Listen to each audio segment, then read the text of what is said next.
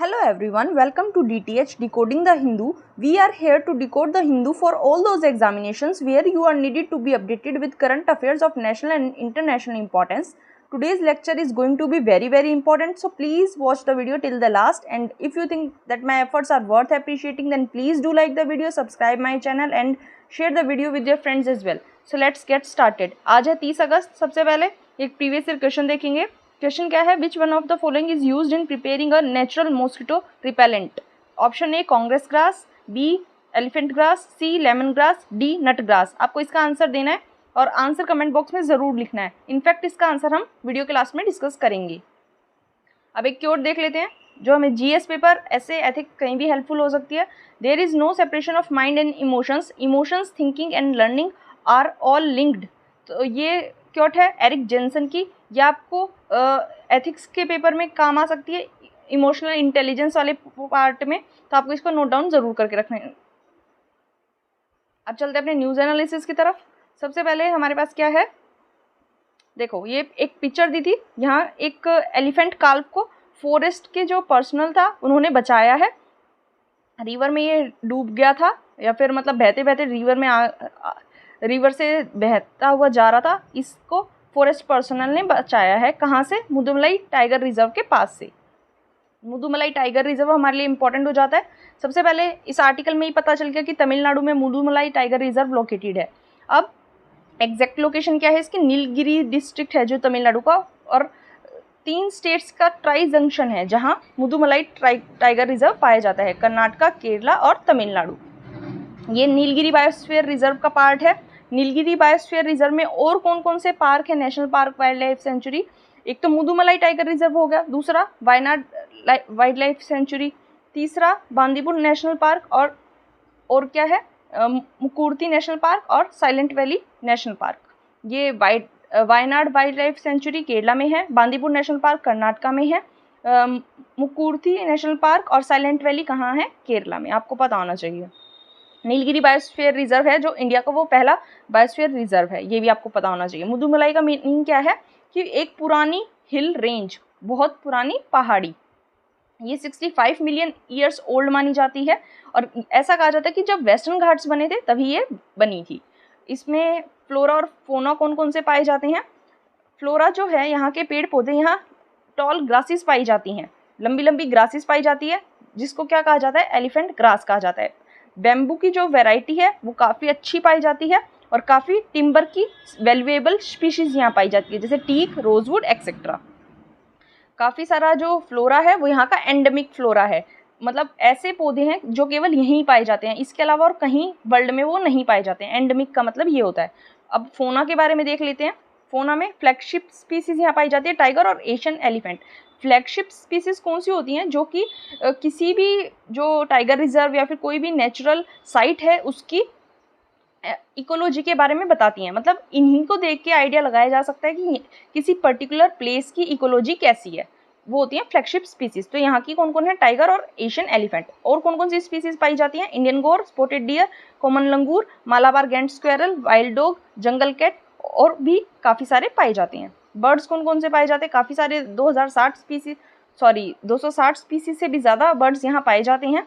और 8% जो पाए जाते हैं इंडिया में टोटल बर्ड्स, टोटल बर्ड्स जो इंडिया में पाए जाते हैं उसका 8% केवल और केवल मुदुमलाई में ही मिलता है. मतलब इंडिया के बर्ड स्पीसीज का 8% मुदुमलाई टाइगर रिजर्व होल्ड करता है. उसके बाद कौन कौन से रेयर बर्ड्स, मतलब जो बहुत रेयरली दिखाई देते हैं, ऐसे बर्ड्स कौन कौन से हैं जो यहाँ पाए जाते हैं? Malabar grey hornbill, Malabar pied hornbill, Malabar laughing thrust. आपको ध्यान रखना है, थोड़ा सा आइडिया आप इस चीज़ से याद रख सकते हैं कि मालाबार जिन चीज़ों के आगे लगा है वो यहाँ के रेयर बर्ड्स हैं मुदुमलाई टाइगर रिजर्व के. थोड़ा सा एक हमारे लिए निमोनिक सा हो गया है. और कौन कौन से टाइगर रिजर्व्स हैं तमिलनाडु में? एक तो ये मुदुमलाई हो गया, अन्नामलाई टाइगर रिजर्व हो गया, कालाकाड मुंदनथुरई टाइगर रिजर्व हो गया, और सत्यमंगलम टाइगर रिजर्व हो गया. 4 टाइगर रिजर्व आपको याद रखने हैं जो कि तमिलनाडु में प्रेजेंट है. अब टाइगर रिजर्व बनाने के लिए प्रपोज कौन करता है? अगर किसी एरिया को आपको टाइगर रिजर्व बनाना है तो जो स्टेट गवर्नमेंट है वो अपना प्रपोजल देंगी एनटीसीए को, नेशनल टाइगर कंजर्वेटिव अथॉरिटी को, और सेंट्रल गवर्नमेंट फिर एनटीसीए के द्वारा भी स्टेट गवर्नमेंट को एडवाइस कर सकती है कि वो अपने किसी एरिया में टाइगर रिजर्व को फॉर्म कर दे। और डिक्लेयर कैसे किया जाता है इन्हें डिक्लेयर किया जाता है नेशनल टाइगर कंजर्वेटिव अथॉरिटी के द्वारा। कौन से एक्ट के अंदर? Wild life protection amendment act 2006 के अंदर, जो कि प्रोजेक्ट टाइगर के भी अंडर आता है। प्रोजेक्ट टाइगर क्या है, थोड़ा सा इसके बारे में देख लेते हैं। ये 1973 में लॉन्च किया गया था और ये सेंट्रल स्पॉन्सर्ड स्कीम है, सेंट्रल सेक्टर नहीं है, सेंट्रली स्पॉन्सर्ड स्कीम ये है, आपको पता होना चाहिए। इन सीटू कंजर्वेशन की ये बात करता है। इन सीटू कंजर्वेशन क्या होता है कि जो नेचुरल इनका हैबिटेट है किसी भी पर्टिकुलर स्पीसीज का, उनको वहीं रख के कंजर्व किया जाए। एक्स सीटू कंजर्वेशन क्या होता है कि किसी भी जो एनिमल्स होते हैं उनको शिफ्ट करके किसी सेफ प्लेस में रख के उनका कंजर्वेशन किया। जैसे जू होते हैं, जू में क्या किया जाता है, एनिमल्स को प्रोटेक्ट किया जाता है, लेकिन वो एक्स सीटू कंजर्वेशन होता है। लार्जेस्ट टाइगर रिजर्व कौन सा है हमारे इंडिया का? आंध्र प्रदेश में लोकेटेड जो नागार्जुन सागर श्रीशैलम टाइगर रिजर्व है वो इंडिया का लार्जेस्ट टाइगर रिजर्व है।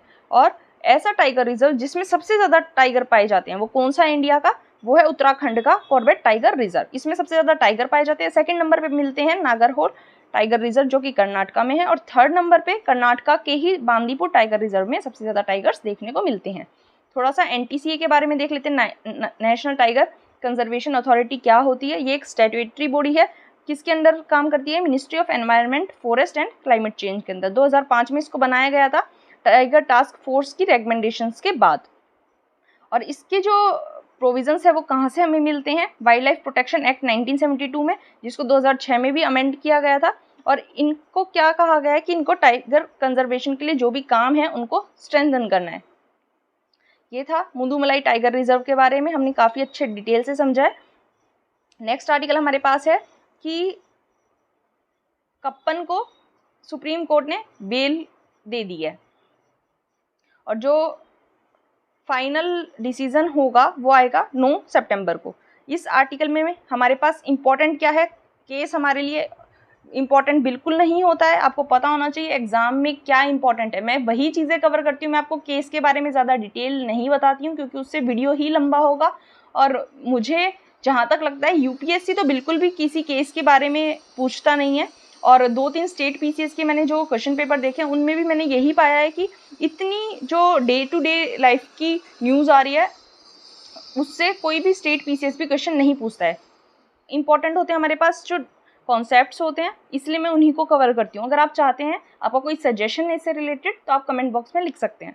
UAPA की बात आई है इस आर्टिकल में। UAPA के बारे में देख लेते हैं। UAPA लॉ को 1967 में पास किया गया था और इसका एम क्या था कि इंडिया में जो भी अनलॉफुल एक्टिविटीज़ करने वाली एसोसिएशन है उनको प्रिवेंट किया जा सके।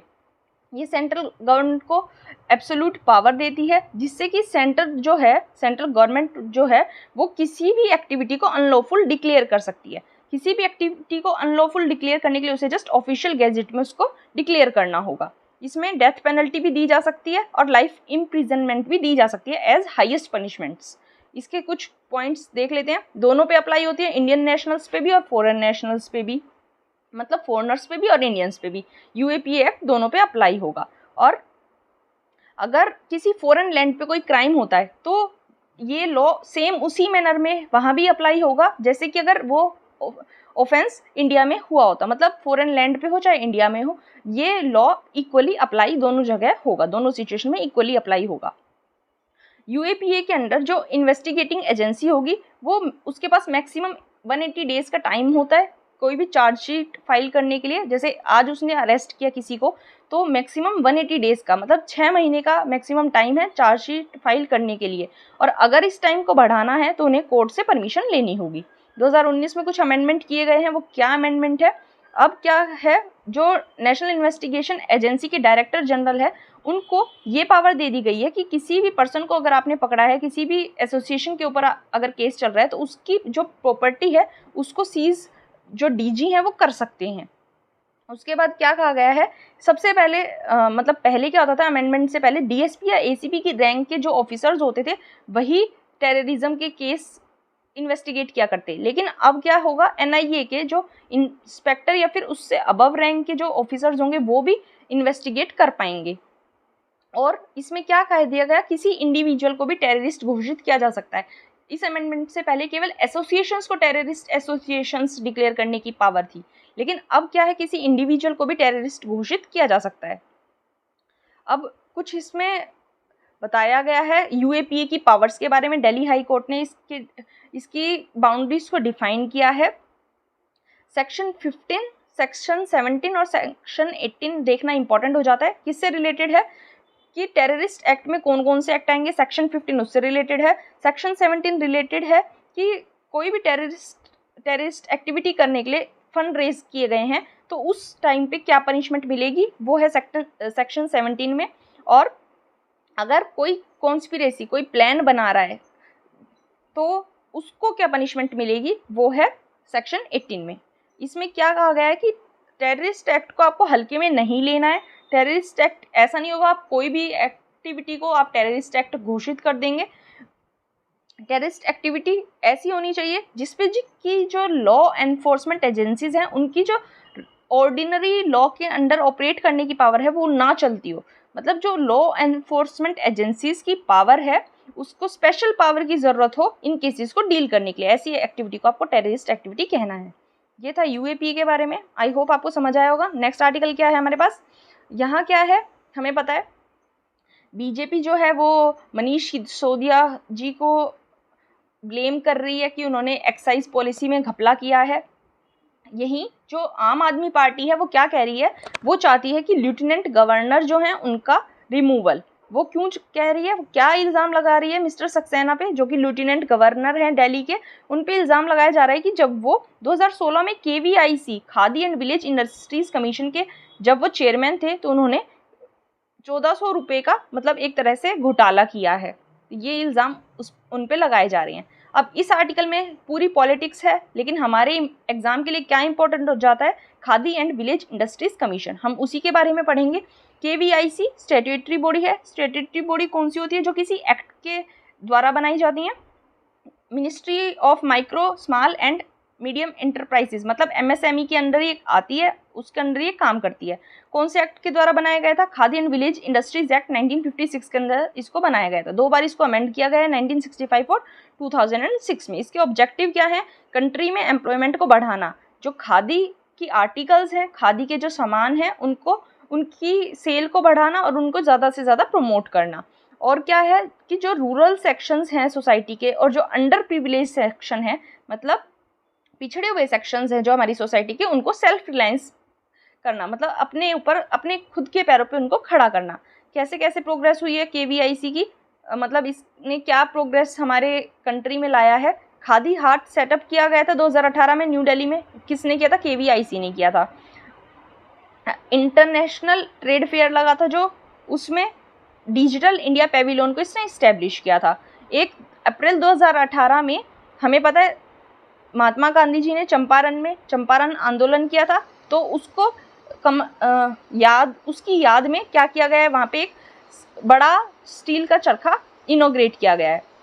और युगांडा को गांधी चरखा KVIC ने गिफ्ट किया था international day of non violence पे। KVIC पोर्टल भी लाया है सो दैट कि जो आर्टिजन्स है उनको अपनी जो प्रोडक्ट्स हैं उनको सेल करने में हेल्प मिल सके, वो पूरे इंडिया में अपने प्रोडक्ट्स को इजीली सेल कर पाए। और जो स्फूर्ति स्कीम थी उसकी ये नोडल एजेंसी है, मतलब उसको ऑपरेट करने वाली नोडल एजेंसी कौन है, KVIC। स्फूर्ति स्कीम इंपॉर्टेंट हो जाती है, इसको देख लेते हैं। 2005 में आई थी और क्या कहा गया था कि जो आर्टिजन्स है, जो ट्रेडिशनल इंडस्ट्रीज हमारी, उनमें क्लस्टर डेवलपमेंट को प्रमोट किया जाएगा। उसके बाद KVIC नोडल एजेंसी है prime minister employment generation program की। ये प्रोग्राम क्या था इसके बारे में थोड़ा सा देख लेते हैं। ये क्या था, क्रेडिट लिंक सब्सिडी दी जाएगी सो दैट कि एम्प्लॉयमेंट जनरेट किया जा सके माइक्रो इंटरप्राइजेज में, मतलब जो कि हमारा रूरल और अर्बन एरिया से उनमें जो नॉन फार्म सेक्टर था, फार्म सेक्टर नहीं नॉन फार्म सेक्टर में ऐसे माइक्रो इंटरप्राइजेस को सेट किया जाएगा सो दैट कि एम्प्लॉयमेंट को जनरेट किया जा सके। और ये कब आया था, 2008 में आया था। और ये क्या है, एक सेंट्रल सेक्टर स्कीम है। सेंट्रल सेक्टर स्कीम और centrally sponsored scheme. Central sector scheme कौन सी होती है, जिसमें पूरा का पूरा कंट्रीब्यूशन केवल और केवल सेंटर का होता है। सेंट्रल स्पॉन्सर्ड स्कीम कौन सी होती है, जिसमें सेंटर और स्टेट्स मिल बांट के पूरा उसका खर्चा उठाते हैं। ये था KVIC के बारे में, आपको पता होना चाहिए। नेक्स्ट हमारे पास इंपॉर्टेंट है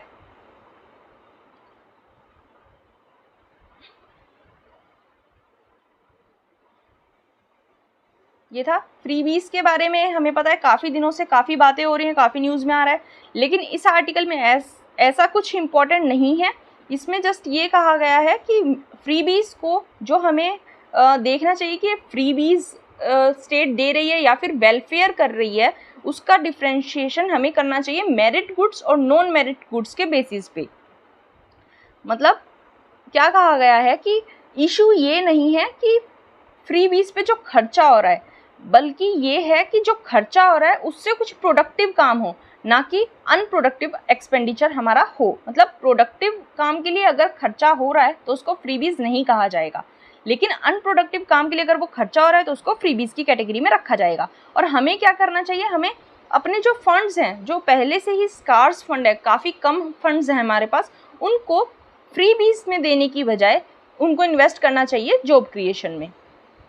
अब इस आर्टिकल में आपको पढ़ना है मेरिट गुड्स क्या होते हैं, नॉन मेरिट गुड्स क्या होते हैं। मेरिट गुड्स में जैसे एजुकेशन और हेल्थ केयर आ जाती है, और क्या होता है कि इनका इफेक्ट होता है पॉजिटिव एक्सटर्नैलिटीज़।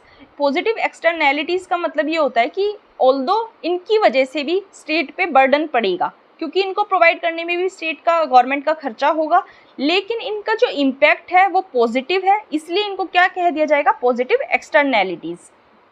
मतलब क्या है कि जो पब्लिक का बेनिफिट है वो प्राइवेट बेनिफिट से ज़्यादा होगा। इसको इम्प्लीमेंट करने वाली एजेंसी से ज़्यादा बेनिफिट किसका होगा, पब्लिक का होगा। और अगर ऐसे गुड्स को सब्सिडाइज किया जाता है या फ्री में प्रोवाइड करवाया जाता है तो वो वर्दी है, मतलब वो करना चाहिए।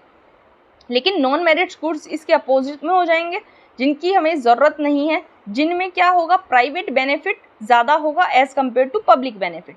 तो ये कॉन्सेप्ट आपको पता होना चाहिए था, बस इसमें यही इंपॉर्टेंट है। नेक्स्ट जो हमारा एडिटोरियल है वो किससे रिलेटेड है कि जो हमारा लीगल सिस्टम है उसमें पैट्रियार्कल माइंडसेट आज भी चल रहा है, तो उसको हमें ख़त्म करने की ज़रूरत है। ये केस कौन सा कहा गया है, अभी हमने केरला में एक केस देखा था जहाँ एक विमेन के साथ सेक्सुअल हरासमेंट किया गया था।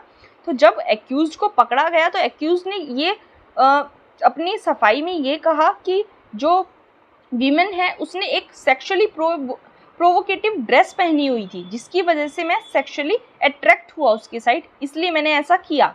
तो उसने उसके विमेन के कपड़ों के ऊपर सवाल उठाया कि इसकी ड्रेसिंग ऐसी थी जिस वजह से मुझसे क्राइम हुआ, मुझसे ये गलती हुई। तो ये कहा गया है कि इसके पीछे ये जो बात है ये हमारे पैट्रियार्कल माइंडसेट को दर्शाती है, और जो केवल लीगल सिस्टम जो है हमारा हर तरह से पैट्रियार्कल माइंडसेट का शिकार हो चुका है। कैसे देखा जा सकता है, इंडिया में एक वीमेन के लिए स्ट्रगल है, एक कोर्ट में अपनी प्रोसेस को लेके जाना ही एक बहुत बड़ा स्ट्रगल है। इतने बढ़ते हुए क्राइम्स के बाद भी कोर्ट की अपने आप को, अपने केस को कोर्ट में लेके जाना, कई बार फैमिली साथ देती है विक्टिम की, कई बार नहीं देती है, उस केस में अपने हक के लिए लड़ना ही सबसे बड़ा एक स्ट्रगल हो जाता है वुमेन के लिए। और मैंने बताया कि फैमिली साथ नहीं देती है, फाइनेंशियली और इमोशनली सपोर्ट नहीं मिलता है फैमिली के तरफ से, वो भी एक काफ़ी बड़ा हर्डल है विमेन के लिए। और क्या है कि जो हमारे लॉ हैं वो भी क्या हैं, वो भी पैट्रियार्कल माइंडसेट के हैं, ये कहा गया है। ये हम ये देख सकते हैं कि इंडियन जुडिशरी में जो है वो वीमेन की रिप्रेजेंटेशन काफ़ी कम है। हमने देखा कि 1950 से हमारा जो टॉप कोर्ट है सुप्रीम कोर्ट, उसमें केवल 11 वीमेन जजेस पाई गई हैं। और वीमेन जजेस अगर हों तो उसका बेनिफिट क्या होगा कि जो हमारी डिसीजन मेकिंग प्रोसेस है वो ज़्यादा रिस्पॉन्सिव, इंक्लूसिव और पार्टिसिपेटरी हो जाएगी। क्योंकि रिस्पॉन्सिव कैसे होंगी, कोई वीमेन जज होगी तो वो वीमेन रिलेटेड केसेस को ज़्यादा अच्छे से टैकल कर पाएंगी, अच्छे से समझ पाएंगी उसकी गहराई को। इंक्लूसिव कैसा होगा, दोनों जेंडर्स को इंक्लूड हो जाएगा तो इंक्लूसिव हो जाएगी। पार्टिसिपेटरी कैसे हो जाएगी, सोसाइटी के सभी सेक्शंस का पार्टिसिपेशन हो जाएगा, ये इसका एक बेनिफिट हो जाएगा। अब हमें ज़रूरत क्यों है, कैसे किया जाएगा कि जो लॉ स्टूडेंट्स का करिकुलम है, जो सिलेबस का करिकुलम होता है, उसमें हमें फेमिनिस्ट ज्यूरिस्प्रूडेंस को इंक्लूड करना होगा। मतलब जो फीमेल जजेस हैं उनके जजमेंट्स, उनके ओपिनियंस, उनके जो वर्ल्ड के बेस्ट एग्जाम्पल्स हैं उनको उनके करिकुलम में हमें डालना होगा। और जो हमारे लीगल प्रैक्टिशनर्स हैं, जुडिशियल ऑफिसर्स हैं, उनको भी इन सभी फेमिनिस्ट जूरिस्प्रूडेंस के बारे में हमें अवेयर करना होगा माइंडसेट चेंज करने के लिए। अब लास्ट में क्या कह दिया गया है कि जो चॉइस ऑफ ड्रेस है, जैसे इस पर्सन ने विक्टिम को ही कहा, एक्यूज ने विक्टिम को ही ब्लेम किया कि इसने एक सेक्सुअली प्रोवोकेटिंग ड्रेस पहनी हुई थी जिसकी वजह से मैं अट्रैक्ट हुआ, इसलिए कहा गया है कि चॉइस ऑफ ड्रेस एक इंटीग्रल पार्ट है freedom of privacy and dignity. अब आपको बताना है कि चॉइस ऑफ ड्रेस कौन से आर्टिकल के अंडर आएगा। आपको ये आंसर कमेंट बॉक्स में ज़रूर लिखना है कि चॉइस ऑफ ड्रेस कौन से आर्टिकल के अंदर आपका राइट हो जाता है, right to choice of dress. ये इसमें था, यही इंपॉर्टेंट था।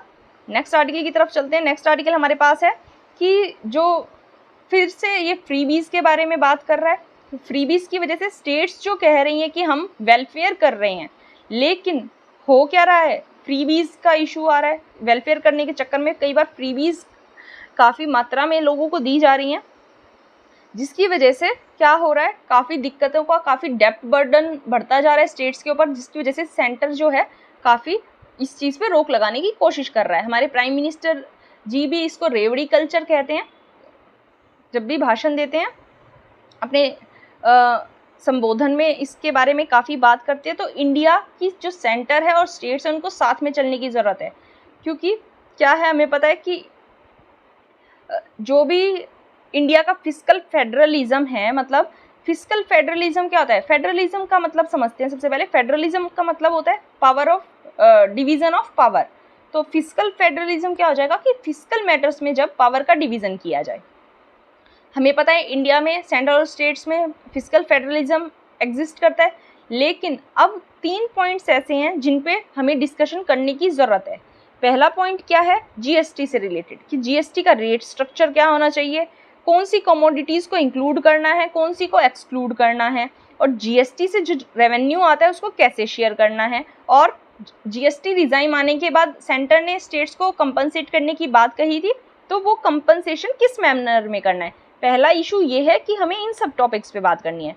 दूसरा क्या है कि जो स्टेट एक्सपेंडिचर कर रही है वेलफेयर स्कीम्स पे, उसका क्या पैटर्न होना चाहिए।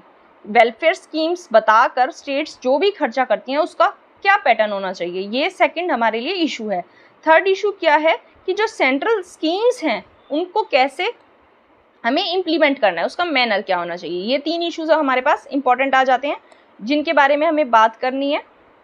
तो सबसे पहले ये कहा गया है कि सबसे इम्पॉर्टेंट आज के टाइम पे ये है कि जो पब्लिक एक्सपेंडिचर है इसके 2 टाइप बताए गए हैं, उनमें हमें डिफरेंस अच्छे से पता होना चाहिए। 2 टाइप कौन कौन से हैं पब्लिक एक्सपेंडिचर के, एक है मैंडेटरी स्पेंडिंग, दूसरी है डिस्क्रिशनरी स्पेंडिंग। नाम से ही पता चल रहा है, मैंडेटरी स्पेंडिंग का मतलब है जो स्पेंड करना गवर्नमेंट के लिए मैंडेटरी है, ज़रूरी है, उसके बिना काम नहीं चलेगा। डिस्क्रिशनरी स्पेंडिंग क्या हो जाएगी, जिसके बिना काम चल सकता है, वो गवर्नमेंट अपनी डिस्क्रिशन पे अपनी मर्जी से कर रही है। तो मैंडेटरी स्पेंडिंग क्या हो जाएगी, इसके लिए कुछ फॉर्मूलाज और क्राइटेरियाज ऑलरेडी सेट हैं। ये कुछ पर्टिकुलर पीरियड पे नहीं की जाती, मतलब किसी भी पीरियड पे ऐसा नहीं है कि मैंडेटरी स्पेंडिंग को किया जाता है, किसी पीरियड पे रोक दिया जाता है। ये लगातार चलने वाली है, इसे बहुत मतलब रेयरली चेंज किया जाता है, ऐसा नहीं है, बार बार चेंज होती रहती है। और मेनली क्या होता है कि जो पिछले प्रीवियस ईयर का स्पेंडिंग बिल होता है मैंडेटरी स्पेंडिंग पे, वही करंट ईयर का रहता है, मतलब ऑलमोस्ट सेम रहता है। पिछले साल जितना खर्चा हुआ है मैंडेटरी स्पेंडिंग पे उतना ही इस साल भी रहेगा। और डिस्क्रिशनरी स्पेंडिंग क्या होती है, एक ऐसा एक्सपेंडिचर जिसको सरकार जो है वो एनुअली या तो मतलब हर साल जिसको चेक करती है, उसको रिवाइज करती है, या फिर कुछ पर्टिकुलर पीरियड पे, जैसे 6 महीने का टाइम रख सकती है, 2 साल का भी रख सकती है, एक पर्टिकुलर पीरियड पे जिनको रिवाइज किया जाता है। और अब सेंटर क्या कह रहा है कि हमें जो है वो फिस्कल डिसिप्लिन अगर लाना है तो हमें डिस्क्रिशनरी स्पेंडिंग के स्कोप को कम करना होगा, मतलब जो हम मर्जी से स्पेंडिंग करते हैं उसको कम करना होगा। और जो स्टेट्स हैं उनका फोकस करना होगा मैंडेटरी एक्सपेंडिचर्स की तरफ। ये था इसमें। और क्या है इसमें, क्या दिया है कि डिस्क्रिशनरी स्पेंडिंग, डिस्क्रिशनरी एक्सपेंडिचर जो होता है वो ज़्यादा वोलेटाइल होता है। वोलेटाइल मतलब क्या होता है कि ज़्यादा तो जल्दी जल्दी चेंज होता है। मैंडेटरी एक्सपेंडिचर हमें पता है पिछले साल जितना होता इस साल भी उतना ही होगा, मतलब चेंज आया नेग्लिजिबल। और डिस्क्रिशनरी स्पेंडिंग क्या होती है, किसी साल कुछ फैसिलिटी दे रही है गवर्नमेंट, किसी साल कुछ दे रही है, तो ये चेंज होता रहता है, यही कहा गया है। लेकिन एक बात और है कि जब भी डिस्क्रिशनरी एक्सपेंडिचर गवर्नमेंट प्रोवाइड करवाती है तो उससे इनिशियली क्या होता है कि इकोनॉमी में डिमांड बढ़ जाती है। फॉर एग्जांपल, अगर गवर्नमेंट सभी को फ्री मोबाइल फ़ोन्स दे दे तो क्या होगा, सभी लोग रिचार्ज करवाएंगे, एक बार तो क्या हो जाएगा, इकोनॉमी में डिमांड बढ़ जाएगी। लेकिन उसके बाद क्या होगा, फिस्कल स्ट्रेस होगा, जो खर्चा है रिचार्ज करवाने का वो मोबाइल के खर्चे से काफ़ी कम है। मतलब फिस्कल स्ट्रेस किसके ऊपर होगा, स्टेट के ऊपर। तो एक बार तो डिमांड बढ़ सकती है, लेकिन जब उसे लॉन्गर पीरियड के लिए कंटिन्यू किया जाएगा उस डिस्क्रिशनरी एक्सपेंडिचर को, तो क्या हो जाएगा, स्टेट को फिस्कल स्ट्रेस हो जाएगा। और हमें पता है हमारी इकोनॉमी एक क्राइसिस से गुजर रही है। अभी कोरोना आया था, उसके बाद हमने जीएसटी रिजाइम जब इंट्रोड्यूस किया था तो काफ़ी दिक्कतों का सामना करना पड़ा था।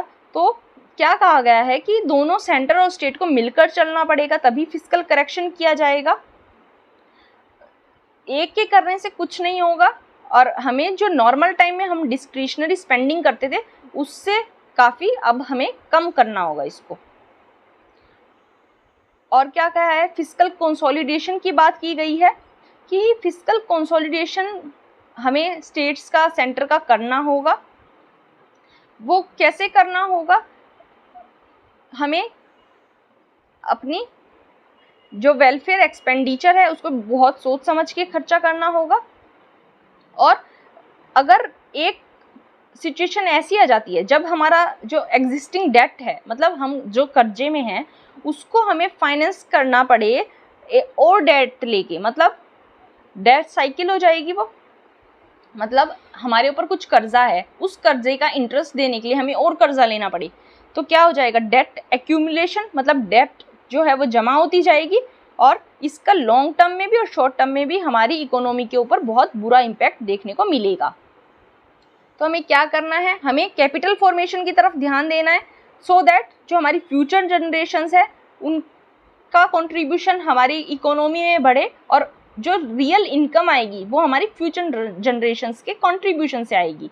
और क्या होगा कि हमारी गवर्नमेंट की रीपेमेंट कैपेसिटी भी बढ़ेगी। अगर कैपिटल फॉर्मेशन करेंगे तो जो डेट ले रखा है उसको रीपे करने की कैपेसिटी भी गवर्नमेंट की बढ़ जाएगी। अभी आरबीआई ने एक रिपोर्ट और डाटा पब्लिश किया था, उसमें क्या कहा था कि स्टेट का जो डेट है वो एक अपवर्ड मूवमेंट में है, मतलब बढ़ता ही जा रहा है। और इसका रीज़न क्या हो सकता है, उदय स्कीम, फार्म लोन वेवर्स, और क्या कह सकते हैं, काफ़ी सारे जो वेलफेयर मेजर्स स्टेट ने लिए हैं, और जो 2019-20 में जो इकोनॉमी में स्लो डाउन आया है वो, इन मेन रीजंस ये माने जा सकते हैं। और क्या कहा जा रहा है कि खर्चा तो बढ़ गया है और रेवेन्यू जो है वो सेम रहा है, तो जिसकी वजह से क्या हुआ है, जो हमारा डेट टू जीएसडीपी रेशियो है स्टेट्स के लिए वो बढ़ गया है। डेट टू जीएसडीपी मतलब डेट टू जीडीपी रेशियो होता है वो सेंटर के लिए होता है, डेट टू जीएसडीपी रेशियो होता है वो स्टेट्स के लिए होता है। मतलब कि कितना हमारा जो जीडीपी का प्रोपोर्शन है वो डेब्ट में जा रहा है, डेब्ट का इंटरेस्ट भरने में जा रहा है, ये इसको बताता है। और क्या कहा गया है कि जो डेट जीएसडीपी रेशियो था स्टेट्स का वो 2013 में था 22.6 और 2018 में हो गया 25.1 और 2022 में कितना हो गया ये 31.2। आप देख सकते हैं बढ़ता ही जा रहा है कॉन्टिन्यूसली। इसलिए हमें क्या करना है, सोच समझ के सब खर्चा करना है, और स्टेट लेवल पे हमें क्या चाहिए, फिस्कल करेक्शन चाहिए, और उसकी इंपॉर्टेंस को हमें समझना होगा, फिस्कल करेक्शन की इंपॉर्टेंस को हमें समझना होगा। नेक्स्ट आर्टिकल की तरफ चलते हैं। ये आर्टिकल ऑल्दो हमारे पास इंपॉर्टेंट नहीं है, फ्रीबीज से ही रिलेटेड है, लेकिन यहाँ बात आई है डायरेक्ट बेनिफिट ट्रांसफर्स की, तो हमें इसको समझना है डायरेक्ट बेनिफिट ट्रांसफर्स है क्या। डायरेक्ट बेनिफिट ट्रांसफ़र एक गवर्नमेंट का इनिशिएटिव है जो कि गवर्नमेंट ने रिफॉर्मेशन के लिए लेके आया था, सो दैट कि जो डिलीवरी प्रोसेसेस हैं, मतलब सरकार जो लोगों तक डिलीवर करना चाहती है उसको टाइमली डिलीवर किया जा सके with the help of ICT, information and communication technology. और जो बेनिफिट्स हैं, अब क्या किया गया, ऐसे डायरेक्टली बैंक या फिर पोस्टल अकाउंट्स में डाल दिए गए। मेनली वो आधार के साथ लिंक्ड होंगे सो दैट कि जो बेनिफिशरीज हैं उनको एक्यूरेट बेनिफिशरीज के पास पूरा का पूरा जो उसका बेनिफिट है वह पहुंच सके। मिडिल मैन को ख़त्म कर दिया। 2013 में 1 जनवरी को इसको स्टार्ट किया गया था और एम क्या था इसका कि गवर्नमेंट डिलीवरी सिस्टम को रिफॉर्म करना। जो वेलफेयर स्कीम्स लोगों तक गवर्नमेंट पहुंचाना चाहती है उसको ज़्यादा सिंपल करना और उसका फास्ट फ्लो करना सो दैट फंड्स लोगों तक जल्दी पहुंच पाए और फ्रॉड को कम किया जा सके। ऑब्जेक्टिव क्या थे? डुप्लीकेशन को ख़त्म करना, क्योंकि अगर मैनुअली काम होता है तो कई बार डुप्लीकेट एक ही इंसान को 2 या 3 बार भी बेनिफिट मिल जाता है। एक्यूरेट टारगेटिंग ऑफ बेनिफिशियरी, जो बेनिफिशियरी है ये एश्योर करना कि उसी के पास जो फ़ायदा है स्कीम का वो पहुँचे। पेमेंट्स की डिले को रिड्यूस करना। डायरेक्ट बेनिफिट ट्रांसफ़र होगा तो गवर्नमेंट इजीली बहुत जल्दी से पेमेंट कर पाएगी और जो इलेक्ट्रॉनिक बेनिफिट्स हैं वो जो बेनिफिट्स हैं उनको इलेक्ट्रॉनिक ट्रांसफ़र करना सो दैट कि जो बेनिफिट फ्लो का लेवल है, मतलब मैं आपको बताती हूँ, जैसे गवर्नमेंट ने ये डिसाइड किया कि हर पर्सन को मिलेंगे 500 रुपीज़। मैं जस्ट एग्जांपल दे रही हूँ। तो क्या होगा, मिडिल मैन बीच में आ जाएंगे, एक लेवल पे आए जैसे गवर्नमेंट और ये है बेनिफिशरी। तो गवर्नमेंट ने करे 500 रुपये, उसके बाद यहाँ एक मिडिल पर्सन आ गया, एक पर्सन आ गया, इसने क्या कहा, इसने 100 रुपये अपने पास रख लिए और आगे लेके गया 400 रुपये। अब एक और मिडिल मैन आ गया, इसने भी 100 रुपये अपने पास रख लिए, आगे लेके गया 300 रुपये। तो अब बेनिफिशरी के पास कितने रुपए जाएंगे? 300। गवर्नमेंट ने कितने दिए थे? 500। तो डायरेक्ट बेनिफिट ट्रांसफ़र से क्या होगा, जो बेनिफिशरीज हैं उनके पास उतने एग्जैक्ट बेनिफिट पहुंच पाएंगे। ये इसमें था इंपॉर्टेंट, ये आपको पता होना चाहिए। नेक्स्ट आर्टिकल हमारे पास है बेल का जूरिस्प्रूडेंस। हमें पता है यूएपीए के अंडर बेल के प्रोविजंस को काफ़ी स्ट्रिक्ट कर दिया गया है। अब उसमें जो अपने आप को इनोसेंट प्रूव करने का जो पूरा काम है वो एक्यूज्ड को ही करना होगा। मतलब अब जो अपने आप को बेगुनाह साबित करने की जो पूरी रिस्पॉन्सिबिलिटी है वो एक्यूज्ड पे ही होगी। और एक मैंने आपको चीज़ और बताई थी, 2-3 दिन पहले भी अच्छे से कवर किया था हमने ये आर्टिकल, कि जैसे एफआईआर जब भी हम जमा करवाते हैं एफआईआर किसी भी एक्यूज के खिलाफ जब भी रिपोर्ट की जाती है तो उसको एक्यूज को भी एफआईआर की एक कॉपी दी जाती है। लेकिन अब यूएपीए के अंदर क्या कह दिया गया कि एक्यूज को ये बताया ही नहीं जाएगा कि उसके ऊपर कौन कौन से चार्जेस लगे हैं। अब ऐसे कंडीशन में ना ही उसको कोई एफआईआर की कॉपी दी जाएगी, ना ही उसको बताया जाएगा कि उसके ऊपर कौन कौन से चार्जेस लगे हैं। तो वो अपने आप को इनोसेंट प्रूव कैसे करेगा जब उसको यही नहीं पता होगा कि उसको किस जुर्म की वजह से एक्यूज माना गया है। तो ये सब बातें थी यहाँ। ऑल्दो कुछ अलग चीज़ें हैं। सबसे पहले देखना है हमें प्री अरेस्ट बेल और स्टैट्यूटरी बेल में डिफरेंस। प्री अरेस्ट बेल क्या होती है कि अगर किसी को नॉन बेलेबल ऑफेंस में अरेस्ट किया गया है। नॉन बेलेबल मतलब ऐसा ऑफेंस, ऐसा कोई क्राइम जिसमें बेल नहीं मिल सकती हो। तो अगर किसी पर्सन को नॉन बेलेबल ऑफेंस में अगर अरेस्ट किया गया है तो सीआरपीसी का सेक्शन 438 क्या कहता है कि जो एक्यूज्ड है वो सेशन कोर्ट या हाई कोर्ट में जा सकता है और अपना डायरेक्ट बेल पे रिलीज मांग सकता है, मतलब डायरेक्ट बेल के लिए अप्लाई कर सकता है। और स्टैट्यूटरी बेल क्या होती है कि ये सबसे पहले तो डिफाइन की जाती है सेक्शन 167 ऑफ सीआरपीसी में, और ये एक्यूज्ड को ये राइट देती है कि अगर जो इन्वेस्टिगेशन है वो 90 डेज या 60 डेज के अंदर कंप्लीट नहीं हुई तो एक्यूज्ड के पास राइट है कि वो बेल ले ले। ऐसी बेल को क्या कहा जाएगा? Statutory bell. आपको डिफरेंस पता होना चाहिए। दूसरी बात क्या कहा गया है हमारे इंडिया में, इंडियाज क्रिमिनल जूरिस्प्रूडेंस में क्या माना जाता है?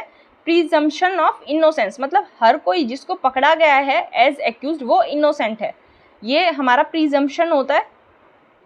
उसके बाद क्या कहा गया है, हर किसी की पर्सनल लिबर्टी जो होती है वो फंडामेंटल होती है। कोई भी एक्यूज है उसके पास बेल लेने का पूरा अधिकार है, ये फंडामेंटल राइट है उसका। और हमारे पास नेक्स्ट इम्पॉर्टेंट चीज़ क्या है कि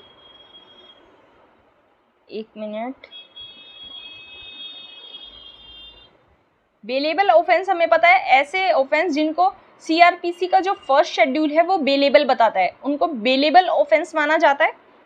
मैंने आपको ये इसलिए बता दिया क्योंकि हमने नॉन बेलेबल ऑफेंस की बात की थी। अब जो ज्यूरिसडिक्शन है, मतलब जो जुडिशियल डिस्क्रिशन है, वो कैसे माना जाता है कि किसी भी एक्यूज्ड को बेल देने से मना इस बेसिस पे नहीं किया जा सकता कि उसकी वजह से किसी कम्युनिटी के सेंटिमेंट्स हर्ट हुए हैं। ये कोई भी बेसिस नहीं है बेल को डिनाई करने का। और बेल देने के जो प्राइमरी पर्पसेस हैं वो क्या होते हैं कि जो एक्यूज्ड है उसको इम्प्रिजनमेंट से थोड़ा सा रिलीव मिल जाए, और स्टेट को किससे रिलीव मिल जाए, क्योंकि स्टेट पे बर्डन हो जाएगा उसको रखने का, जेल में अगर वो जाएगा तो स्टेट पे एक बर्डन है, स्टेट को भी थोड़ा रिलीव मिल जाए जब तक कि पेंडिंग है ट्रायल।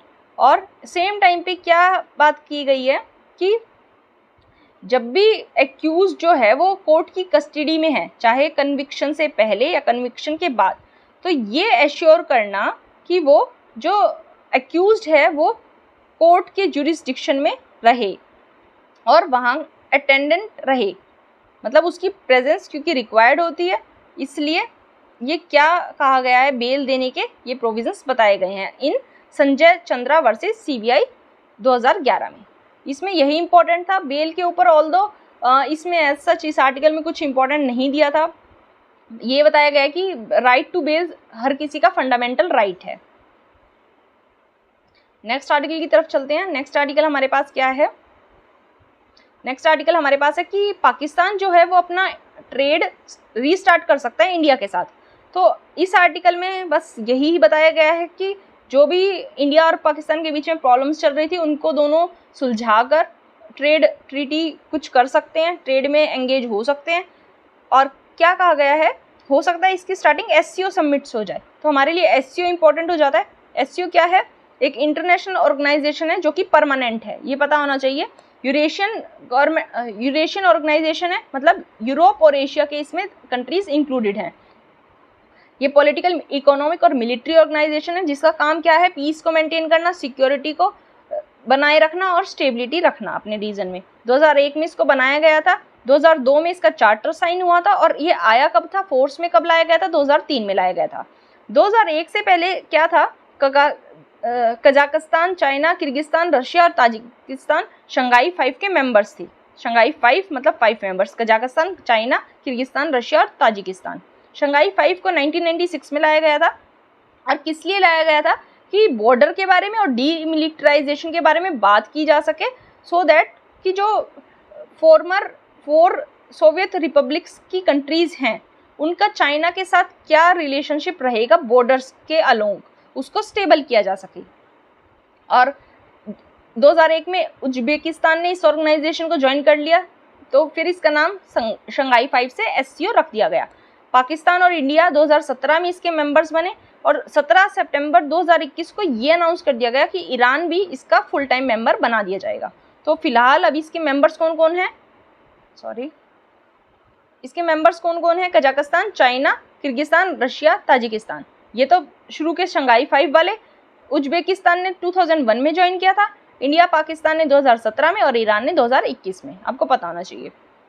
इसका स्ट्रक्चर क्या है, इसमें एक है हेड्स ऑफ स्टेट काउंसिल, ये एससीओ की सुप्रीम बॉडी है, और इसका काम क्या है, इंटरनल फंक्शनिंग को डिसाइड करना सारी। और इस जो ऑर्गेनाइजेशन है, एससीओ जो ऑर्गेनाइजेशन है, इसका जो बाकी स्टेट या इंटरनेशनल ऑर्गेनाइजेशन है उससे इंटरेक्शन डिसाइड करना कि किस बेसिस पे वो किस टाइप से इंटरेक्ट दूसरी बॉडी से ये करेगी, और ये इंटरनेशनल इश्यूज पे बात करती है।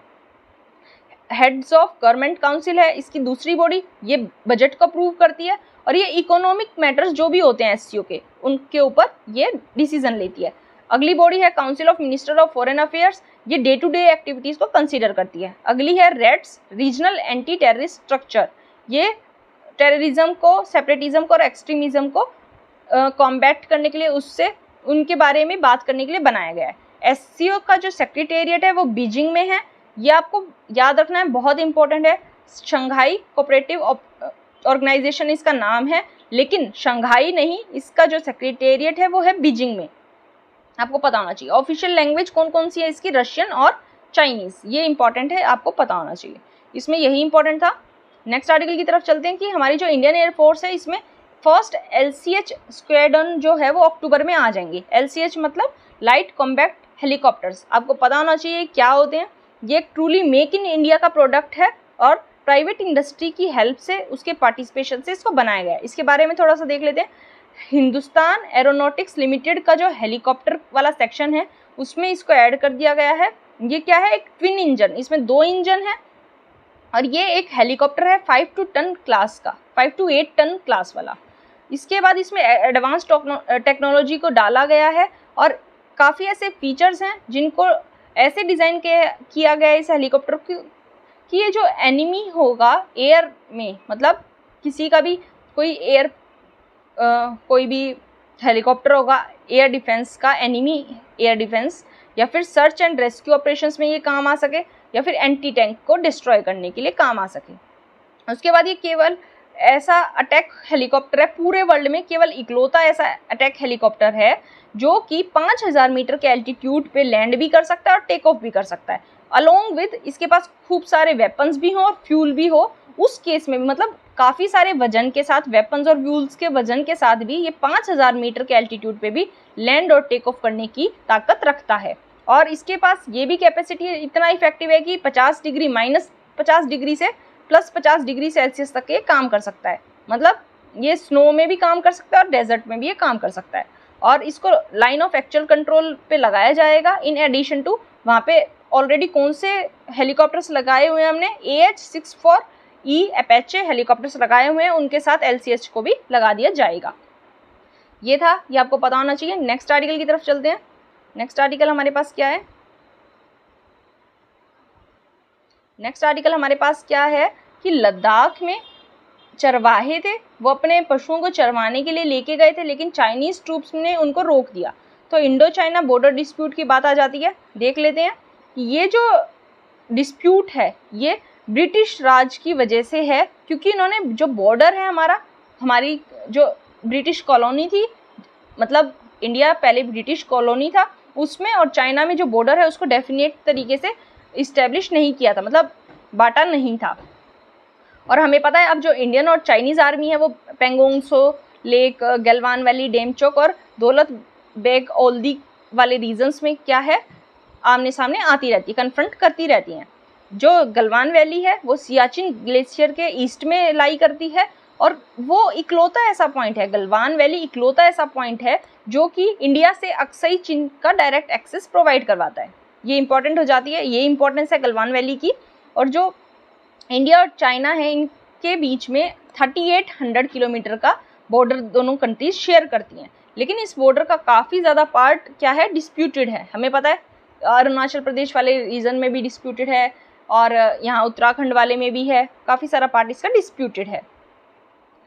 और बॉर्डर इशू सॉल्व करने के लिए ब्रिटिशर्स ने ही कुछ डिज़ाइन तैयार किए थे। उसमें से एक था मैकमोहन लाइन, जो कि इंडिया मानता है कि लीगल बॉर्डर है, लेकिन चाइना ने इसे कभी भी लीगल बॉर्डर के तौर पे एक्सेप्ट नहीं किया, क्योंकि चाइना कहता है कि तिब्बत उस टाइम पे इंडिपेंडेंट नहीं था।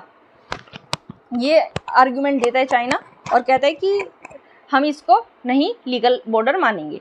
उसके बाद 1962 में क्या हुआ कि चाइनीज़ ट्रूप्स ने मैकमोहन लाइन को क्रॉस किया, वॉर किया और एक लाइन ऑफ एक्चुअल कंट्रोल को इस्टेब्लिश कर दिया। लेकिन लाइन ऑफ एक्चुअल कंट्रोल को इस्टेब्लिश करने के बावजूद भी कोई भी ऐसी बाइंडिंग बायलैटरल ट्रीटी दोनों देशों के बीच में नहीं हुई है जिससे लाइन ऑफ एक्चुअल कंट्रोल को क्या कहा जा सके, एक ऑफिशियल बॉर्डर कहा जा सके। तो आपको ये पता होना चाहिए था, ये सब इम्पोर्टेंट था। नेक्स्ट क्या है कि जो NPPA है इसने कुछ ऐप्स बनाए हैं, मतलब ऐप्स डेवलप किए हैं सो दैट कि जो बिजनेस ऑपरेशंस है उनको ईजी किया जा सके। कौन कौन से ऐप्स हैं, सबसे पहले ऐप्स देख लेते हैं। IPDMS का मतलब क्या है, integrated pharmaceutical database management system 2.0 और दूसरा है फार्मा सही दाम 2.0। 2 ऐप्स हैं। लॉन्च किसने किए हैं, NPPA ने, नेशनल फार्मास्यूटिकल प्राइसिंग अथॉरिटी ने। क्या है इनके बारे में, ये एक ऐसा ऐप है जो कि इंटीग्रेटेड, रिस्पॉन्सिव और क्लाउड बेस्ड ऐप है। NPPA ने with the help of technical support किससे लिया है, सेंटर फॉर एडवांस कंप्यूटिंग से, CDAC से सपोर्ट लेके इसको डेवलप किया है। और इसका क्या है कि ईज़ ऑफ डूइंग बिजनेस को बढ़ाया जा सके, इसका मेन एम ये है। और ये काम कैसे करेगा, ये काम करेगा ड्रग प्राइस कंट्रोल ऑर्डर 2013 के प्रोविजंस पर। दूसरा ऐप है फार्मा सही दाम 2.0 ऐप। इसका क्या है, इसके अंदर सबसे पहले फीचर्स देख लेते हैं। फीचर्स हैं स्पीच रिकॉग्निशन का, हिंदी और इंग्लिश दोनों लैंग्वेजेस में अवेलेबल है, एक शेयर बटन भी है और मेडिसिन को आप बुक मार्क करके भी रख सकते हैं सो दैट आप फ्यूचर में उनके बारे में देख सकें। और क्या है इसमें और क्या फैसिलिटी दी जाती है कि जो कंज्यूमर्स हैं वो अपनी कंप्लेंट डाल सकते हैं। एक कंप्लेंट हैंडलिंग मॉड्यूल इस ऐप में रखा गया है और ये जो ऐप है ये iOS और एंड्रॉयड दोनों वर्जन्स में चल जाएगा, दोनों ऐप्स के लिए इसको डिज़ाइन किया गया है। NPPA के बारे में देखना थोड़ा सा इंपॉर्टेंट हो जाता है। NPPA क्या है, 1997 में गवर्नमेंट ऑफ इंडिया के द्वारा बनाई गई थी, एक अटैच ऑफिस के तौर पे under department of pharmaceuticals, ministry of chemical and fertilizers के अंडर। और ये एक इंडिपेंडेंट रेगुलेटर है जो कि ड्रग्स के प्राइस को रेगुलेट करता है, उनकी अवेलेबिलिटी को मार्केट में इंश्योर करता है और उनकी एक्सेसिबिलिटी अफोर्डेबल प्राइसेस पे इंश्योर करता है। मतलब मेडिसिन अवेलेबल भी रहें और अवेलेबल रहें विद अफोर्डेबल प्राइसेस, ये इसका काम है। ये टाइम टू टाइम जो बल्क में ड्रग्स आती हैं उनको उनके प्राइस को रिवाइज करता रहता है, उनके प्राइस को फिक्स करने का काम इसी का है। और मैंने बताया कि अवेलेबिलिटी और प्राइस को मेडिसिन के कंट्री में ये देखता है। और इसके लिए प्रोविजंस कहाँ से आते हैं इसके पास, ड्रग प्राइस कंट्रोल ऑर्डर 2013 से। काम क्या है इसका, ये जो ड्रग प्राइस कंट्रोल ऑर्डर 2013 है, इसके ये जो ऑर्डर इसको पावर देता है उसको इम्प्लीमेंट करना और इसके प्रोविजंस को इन्फोर्स में लाना। उसके बाद जो भी NPPA के डिसीजंस है लीगल मैटर से रिलेटेड उन सभी को डील करना इसका काम है।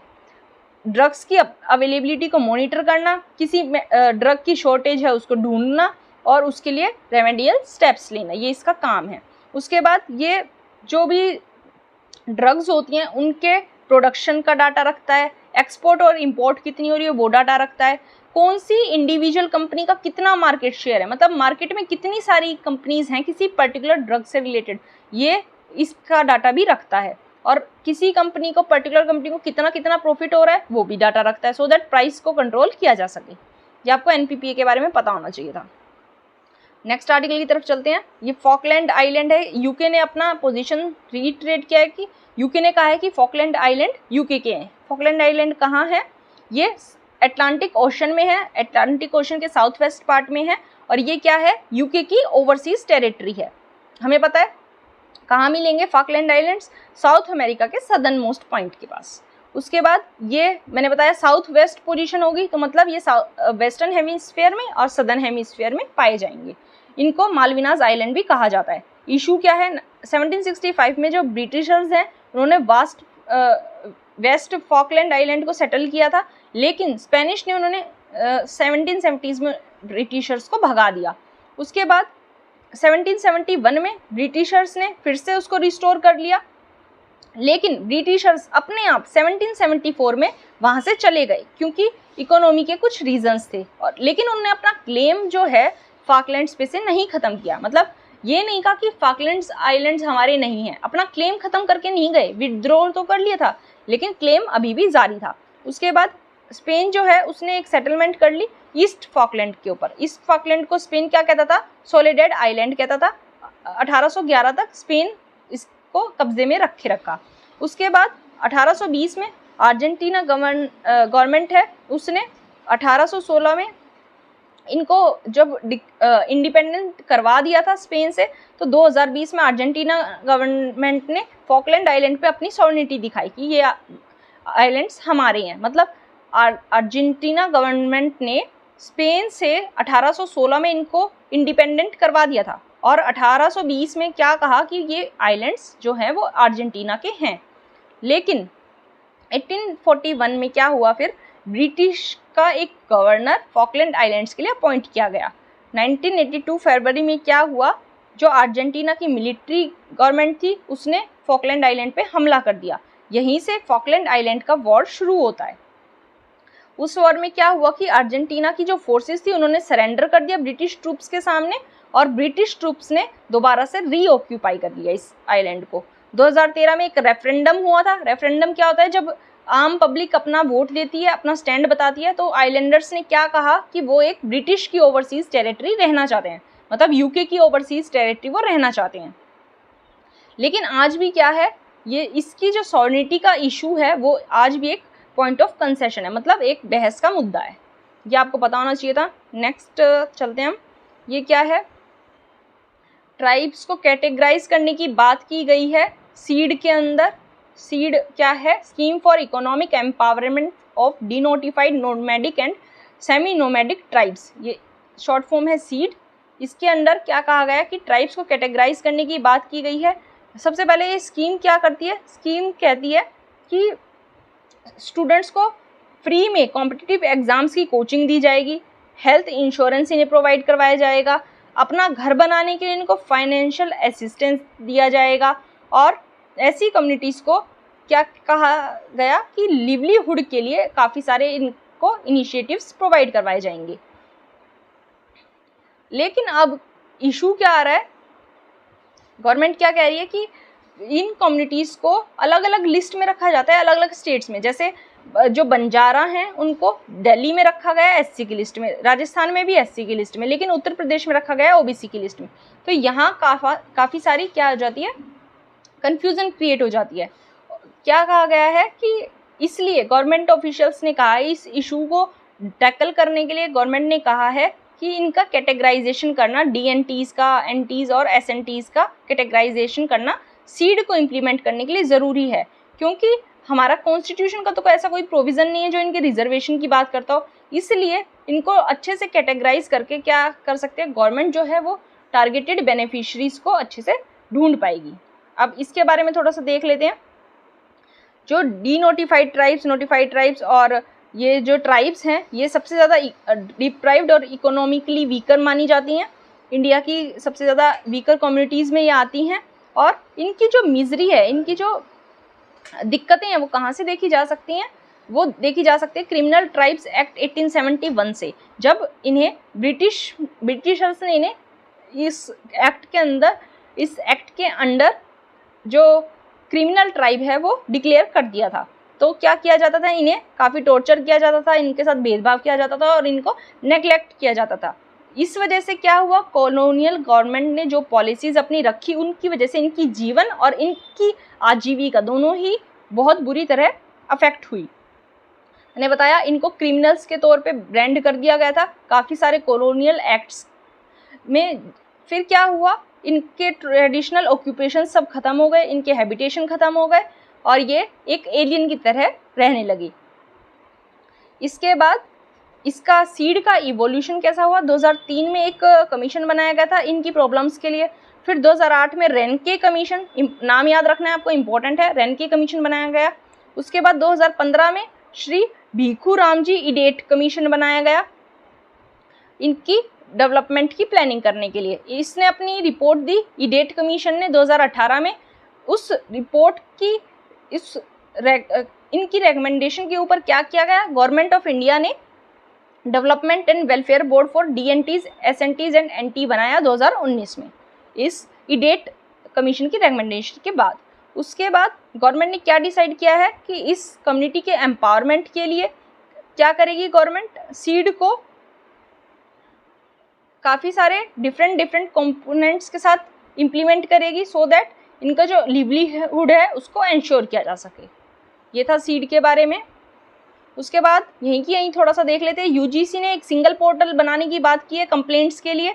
यूजीसी ने कहा है कि वो एक सिंगल पोर्टल को लाएगी, यूजीसी ई समाधान, जो कि 24/7 अवेलेबल होगा और एक टोल फ्री नंबर भी प्रोवाइड करवाया जाएगा जिसपे कोई भी अपनी कंप्लेंट को दर्ज करा सकता है।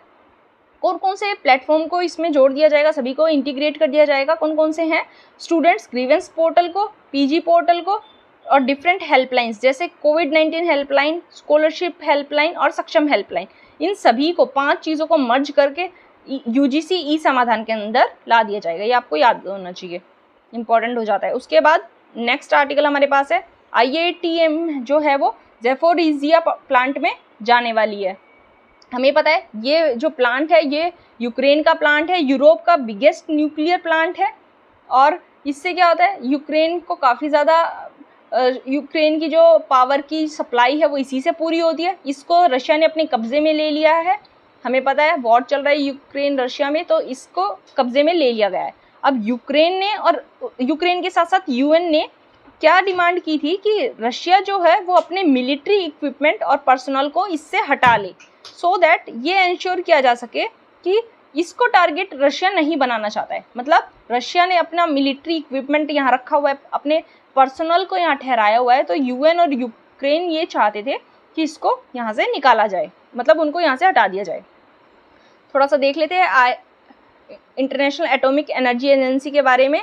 इसको 1957 में एटम्स फॉर पीस ऑर्गेनाइजेशन के नाम से इसको इस्टेब्लिश किया गया था और यूएन फैमिली के अंडर ये आता है।